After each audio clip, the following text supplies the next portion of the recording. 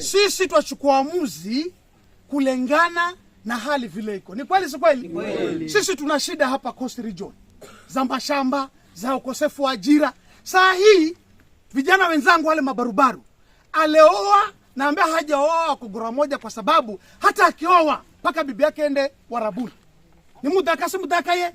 Lakini kama tutashirikiana na serikali, shida kama hizo ziweze kupata utatuzi. Kutoka kuna makosa? Hakuna. Tukisema tuko pamoja na serikali tuna makosa? Hakuna. Na tayari mfano tumeonyeshwa. Yale mashamba alionunua Mheshimiwa Rais, watu walikuwa wanalala na hofu. Nimesema kwamba hapa kuna wazee wakawa washashikwa kwa sababu ya kuja kutetea watu ardhi zao.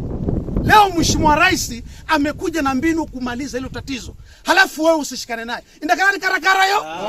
Kwa hivyo hunamba una hani? Kwa sababu ya vihendo. Huna mala kuendaze. Huna mala kusaidika. Huna mala kutengezerwa. Huna mala kupata hera jamii nyingine. Sumilani?